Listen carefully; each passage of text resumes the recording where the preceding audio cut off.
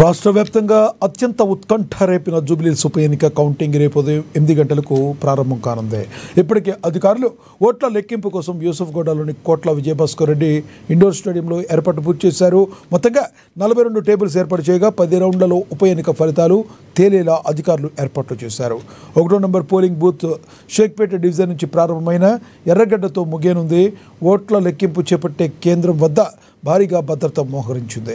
ఇక ఇదే అంశంపై మరింత సమాచారాన్ని జూబ్లీహిల్స్ కోట్ల విజయభాస్కర్ రెడ్డి ఇండోర్ స్టేడియం నుంచి మా ప్రతినిధి హరీష్ అందిస్తారు.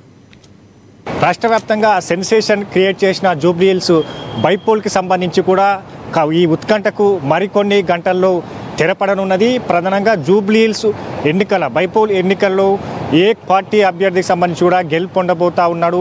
దాదాపుగా ప్రధానంగా 3 పార్టీల నుంచి అభ్యర్థులకు సంబంధించి కూడా పోటాపోటీ ప్రచారాలు నిర్వహించారు. దాదాపుగా 58 మంది అభ్యర్థులకు సంబంధించి కూడా భవితవ్యం రేపు మరికొన్ని గంటల్లో తేలబోతున్న పరిస్థితి అయితే కనిపిస్తూ ఉంది. ఇక మొత్తంగా ఓరాహోరిగా దాదాపుగా 30 రోజుల నుంచి కూడా ప్రచారాలు పోటాపోటీ ప్రచారాలు కావచ్చు, ఇక విమర్శలు కావచ్చు, సవాళ్ళ ప్రతి సవాళ్ళ నడుమ జూబ్లీహిల్స్ బైపోల్ ఒక ఎన్నికకు సంబంధించి కూడా ఒక సెన్సేషన్ క్రియేట్ అయ్యి వచ్చింది. రాష్ట్ర వ్యాప్తంగా కూడా ఒక జూబ్లీహిల్స్ వైపే చూస్తున్న పరిస్థితి అయితే నెలకొన్నది. ప్రధానంగా కాంగ్రెస్ పార్టీ సంబంధించి కూడా అధికార కాంగ్రెస్ పార్టీ ఎలాగైనా కంటోన్మెంట్ జూబ్లీహిల్స్ ఉప ఎన్నిక తర్వాత మరోసారి తన ఖాతాలో ఏదైతే కంటోన్మెంట్ బైపోల్ తర్వాత మరోసారి తన ఖాతాలో జూబ్లీహిల్స్ ఉప ఎన్నిక గెలుపు ద్వారా ఇక స్థానిక సంస్థలకు సంబంధించి కూడా కాంగ్రెస్ పార్టీ ఇండికేషన్ ఇవ్వాలనుకుంటుంది. రాష్ట్రంగా కాంగ్రెస్ పాలనలో అభివృద్ధి పథకాల సంక్షేమ వైపే రాష్ట్ర ప్రజలు చూస్తున్నారన్నట్టుగా కూడా ఈ జూబ్లీహిల్స్ ఉప ఎన్నికకు సంబంధించి కూడా ఇండికేషన్ ఇచ్చే విధంగా కూడా అభ్యర్థి నవీన్ యాదవ్ గెలుపుకి కృషి చేశారు. 30 రోజుల నుంచి కూడా ప్రచారాలు నిర్వహించారు. కాంగ్రెస్ క్యాడర్ అంతా మంత్రులు కావచ్చు, ఎమ్మెల్యేలకు సంబంధించి కూడా పూర్తి స్థాయిలో కార్పొరేషన్ చైర్మన్లకు సంబంధించి కూడా ఇన్ఛార్జీలుగా నియమించారు. ఇన్ఛార్జీలకు సంబంధించి కూడా మంత్రులుగా ఒక్కొక్క నియోజకవర్గానికి సంబంధించి కూడా మంత్రులను ఇన్ఛార్జీలుగా నియమించారు. మరోవైపు బీఆర్ఎస్ పార్టీకి సంబంధించి కూడా మాగంటి గత ఎమ్మెల్యే మాగంటి గోపీనాథ్ మరణంతో జరుగుతున్న బైపోల్ కాబట్టి సెంటిమెంట్ని రైజ్ చేసింది. అక్కడ ప్రధానంగా పోటీలో మాగంటి గోపీనాథ్ సతీమణి మాగంటి సునీతని బరిలో దించింది. ఇక మరోవైపు బీజేపీకి సంబంధించి కూడా డబుల్ ఇంజన్ సర్కార్ తీసుకొస్తాం, సెంట్రల్లో బీజేపీ ఉండాలి. మరో ఎమ్మెల్యే ఖాతా సంబంధించి కూడా బీజేపీ తన అకౌంట్లో వేసుకునేందుకు లంకల దీపక్ రెడ్డిని బరిలో దింపింది.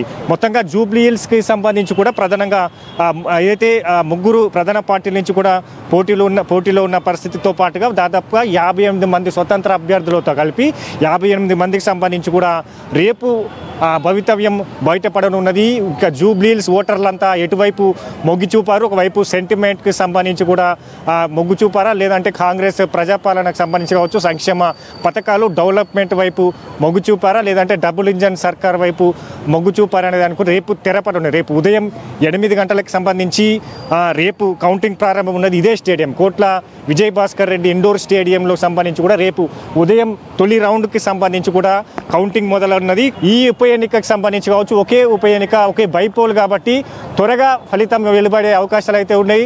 ఎందుకంటే రాష్ట్ర వ్యాప్తంగా జరిగే ఎన్నికలకు సంబంధించి కూడా లెక్కింపు ప్రక్రియ జిల్లాల వారీగా కొనసాగుతుంది. ఇప్పుడు ఒకే నియోజకవర్గానికి సంబంధించిన ఎన్నిక కాబట్టి మొదటి రౌండ్కి సంబంధించి కూడా 9 గంటల ప్రాంతంలో మొదటి రౌండ్ ఫలితం ఉంటుంది.